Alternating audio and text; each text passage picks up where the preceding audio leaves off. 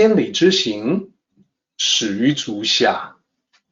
A journey of 1,000 miles begins beneath the feet.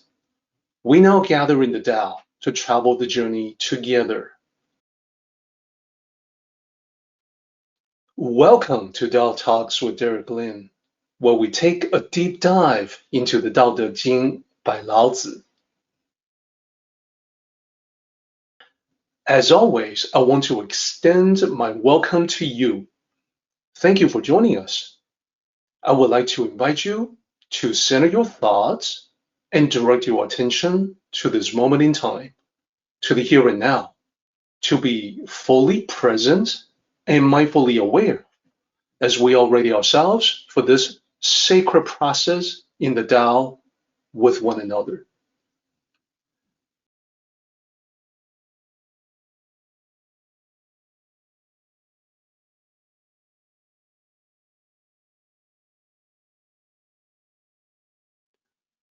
So I want to show this slide with this figure that you see here.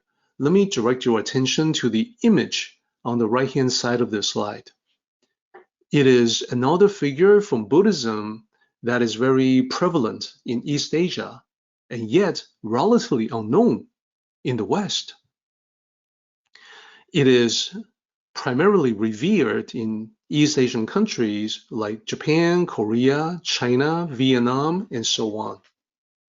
But over here, when people see it, when people see this image, they automatically assume it is the Buddha. They may say, oh, that's the Buddha. It is actually not. Now, people who have learned a bit about Buddhism will then say, oh, I know. It's not the Buddha, the original founder of Buddhism, because there are many Buddhas. So this is a Buddha, but not the Buddha. This is a Buddha, one of many Buddhas. That would also be incorrect. This is a Bodhisattva rather than a Buddha. A Bodhisattva in Chinese is 菩萨. Buddha in Chinese is 佛. What is the difference? So let me break down the term Bodhisattva for everyone. It is in two parts. Bodhi means wisdom, enlightenment. It's the great awakening. Sattva is a being, like a sentient being. When you put the two together, you are basically saying that this is a being of wisdom, a being who is enlightened.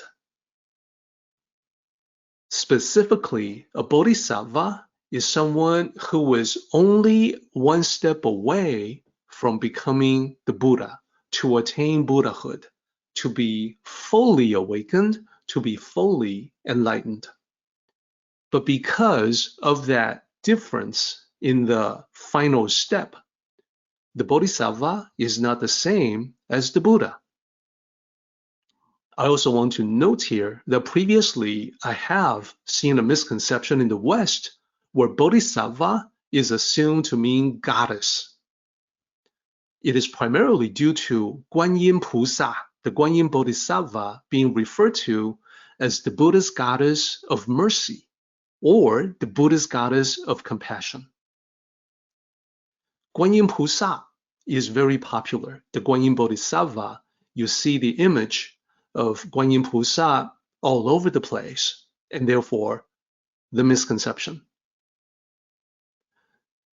Now, it is correct to say that the Bodhisattva is connected to compassion, because the reason why the Bodhisattva decides to delay ascension into Buddhahood is to remain with all sentient beings in order to help. Therefore, the Bodhisattva is the personification of compassion. The purpose of the Bodhisattva is to assist all sentient beings in times of trouble, help them relieve their suffering, and guide them towards enlightenment. That is the only qualification. So a bodhisattva can be male or female. The Bodhisattva is not the goddess. Let me further break down this particular Bodhisattva that you see here. This is the Ksitigarbha Bodhisattva. And the name also breaks down into two parts. Kshiti is the ground or earth. Garbha means store, to contain, or something that is hidden, like a hidden treasure. So together, in Chinese, 地藏菩萨, very prevalent in Eastern practice of Buddhism. Customarily depicted with a staff in one hand, and you see it in this image, and a jewel in the other. That is one way to recognize the significance of this Bodhisattva and see that it is not the Buddha, is to look for the staff and the jewel. They have specific meaning associated to them. The staff is typically used by Buddhist monks of old, that when they walk around, when they travel, they will use a staff to strike the earth in front of them. The purpose is to startle and scare away insects and animals, to prevent them from being accidentally harmed. So for instance, if you are walking around in the forest, you are hitting the ground with the staff in front of you, you are causing insects in front of you to scatter away, so you won't accidentally trample on them. It symbolizes great compassion, even for the smallest things, the smallest of the myriad things. The jewel held in the other hand is the jewel of manifestation of one's wishes. So the important thing to focus on right now is that this particular Bodhisattva is the ultimate example of selfless compassion. The staff and the jewel symbolize that they're connected, and this Bodhisattva is usually sitting on a lotus throne, signifying the liberation of this Bodhisattva from the cycles of life, birth, death, and rebirth. Typically, this particular Bodhisattva is seen in association with the afterlife. So specifically, you will see this Bodhisattva in cemeteries or mausoleums. Why is that? It is the association with the Buddhist concept of hell. Let me explain. When it comes to hell, it is very interesting. I want to talk about the difference in conception between East and West. In the Western concept of hell, if you look into traditional teachings, hell is taught to be the irreversible result of sin. That once you die and go to hell, you've lost your opportunity to choose the better path. You've lost the opportunity to choose heaven. And this leads to the urgency in the call to repent your sins. For that reason, hell is permanent, meaning there is no escape from hell. There's no possibility of escaping from hell. Now, I want to contrast that with the Eastern concept of hell. First, as I have noted in previous chapters, the original Tao had no emphasis at all on hell. It's heaven and earth. It doesn't get further divided. It doesn't get pointed out that below the earth, deeply underground, there's another world. There is this concept of hell. But there's definitely the concept of hell from Buddhism. And when Buddhist beliefs, including hell, became widespread in ancient China, the people definitely took to that, along with everything else. hell was believed to be the place where people who have not done well in life, people who are evil, people who have done bad things, they go to hell in the afterlife. It's a place of darkness. It's a place of suffering, torture, damnation in the hereafter. So in that respect, it is very similar to the Western concept of hell. At a higher level of learning, among Buddhist students as well as those who cultivate the Tao, the understanding is that hell, rather than a place, is a state of mind. Compare that to the common concept of hell as a prison. But here is the difference between East and West. The common concept of hell is not an eternal prison. It is not forever. It is not a place from which there is no escape. In the Eastern paradigm, evil is real, but redemption is always a possibility. That is to say, no matter how lost a soul is, there is always a possibility to redeem yourself. No matter how far you are gone down the wrong path, you can always turn around and find your way back home. So, having seen all of that, is the Buddhist concept of hell the place that bad people go after they die, or is it a state of mind? Which one is it? Well, the most truthful answer is that it is both.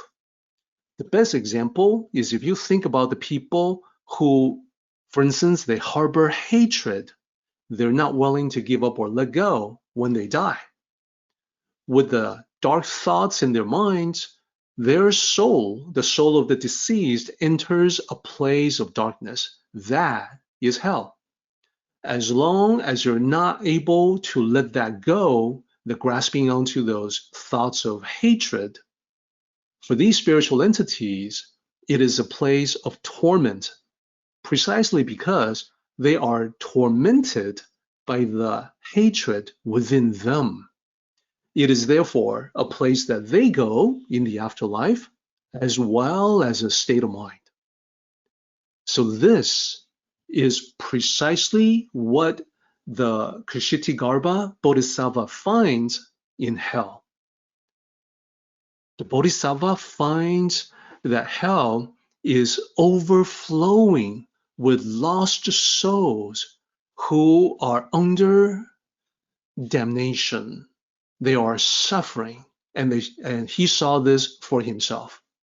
There were so many, it threatened to overwhelm, engulf his senses, engulf his awareness. The massive extent of suffering was unbelievable. Now, hell, in the Buddhist conception, had no power to keep the Bodhisattva there. He could leave anytime he wished.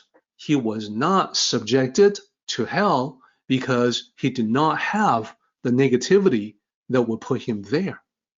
He could simply depart and leave all the suffering of the souls to their fate.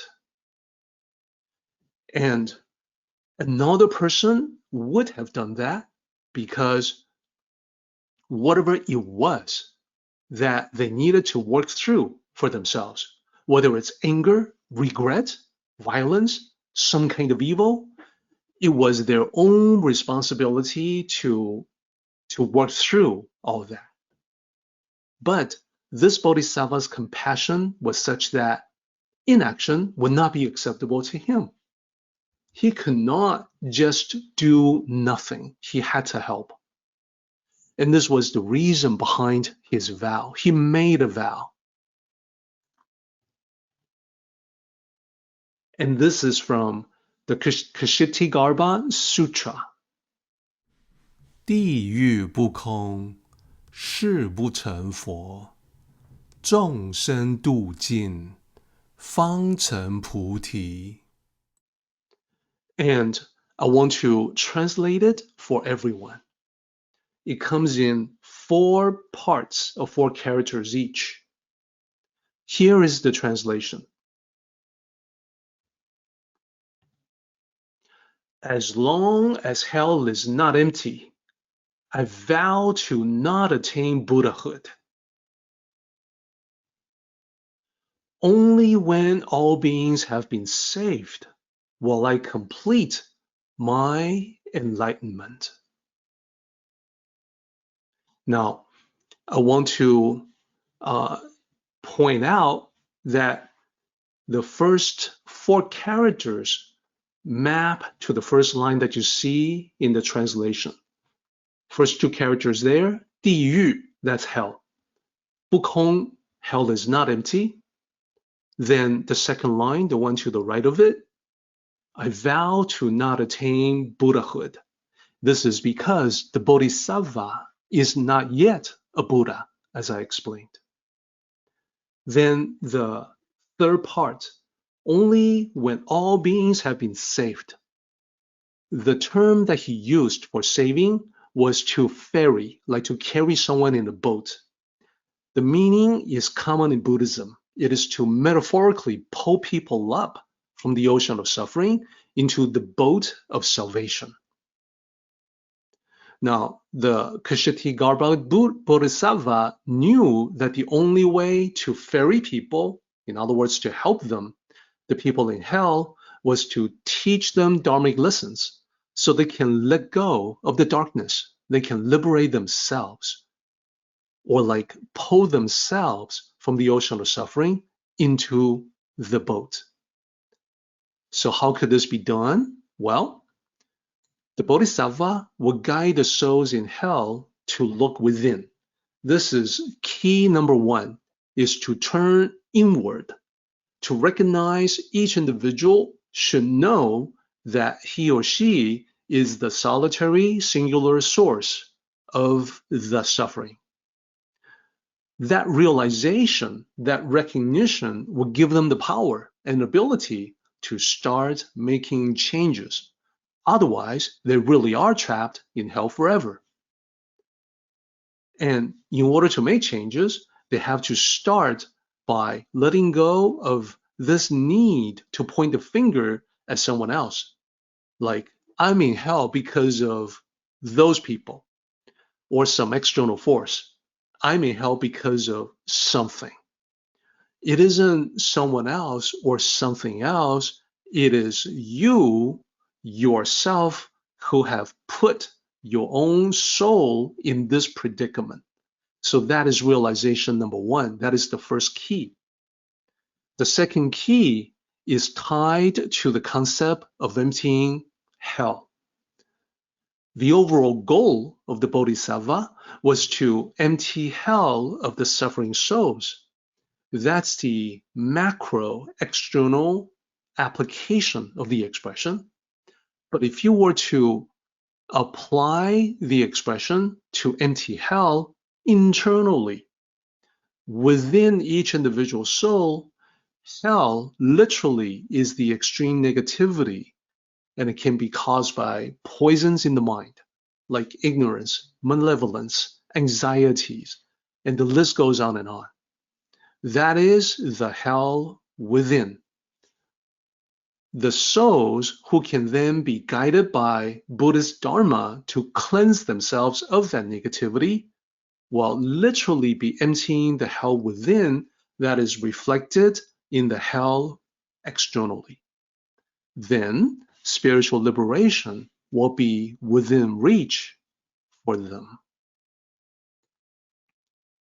So, in conclusion, this Bodhisattva's compassion and his vow reflect the Tao of this chapter exactly. His thoughts, intentions, and motivations are not for himself, but for all sentient beings still trapped in hell. So it is like heaven and earth. Heaven and earth become everlasting because they exist for everyone.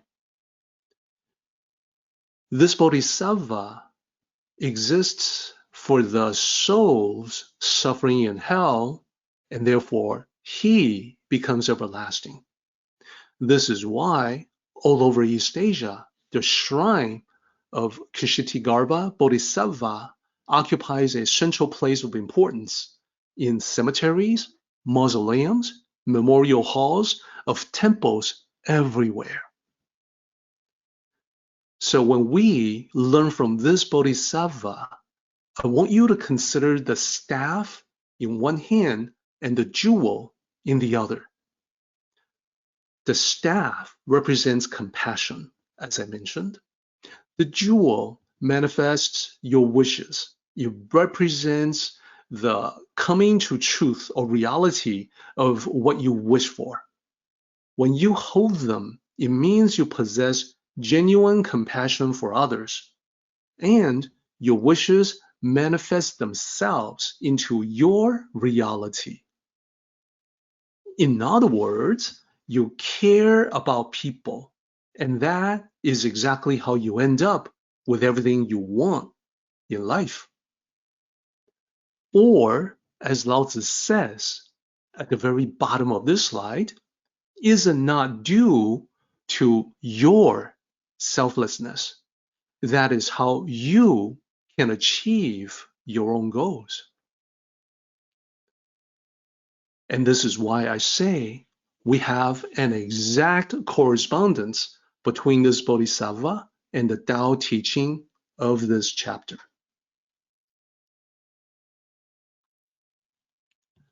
Previously, we talked about heaven and earth.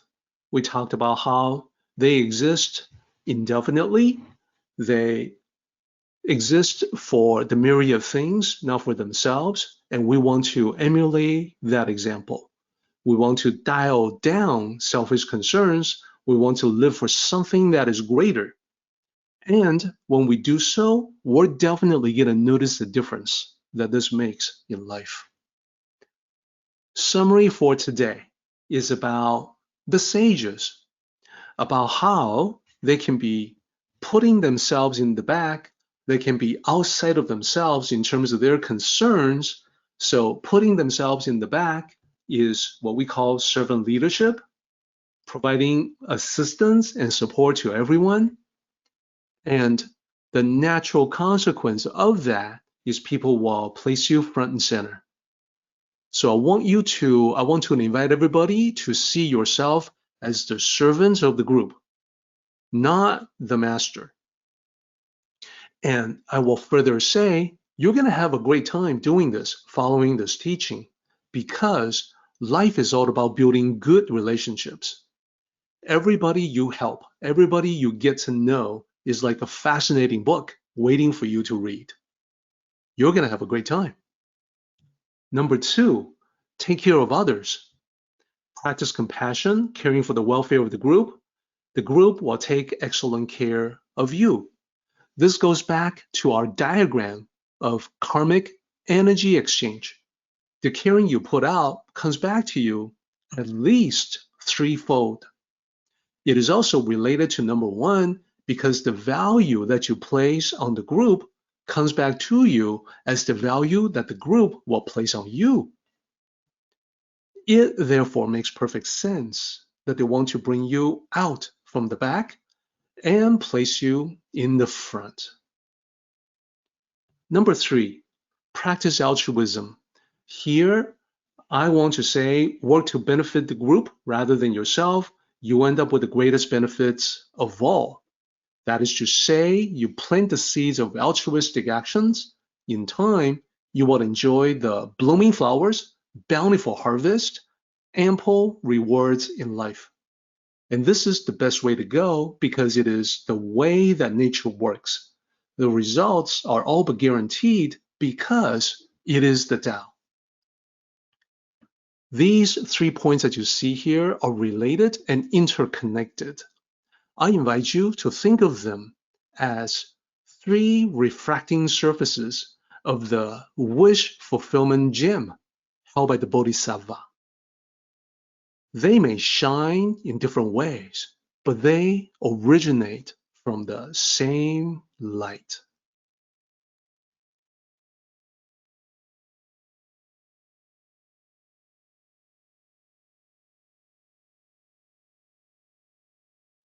our meeting has come to an end, but the journey continues on. Until next time, may the Tao fill you with peace and happiness.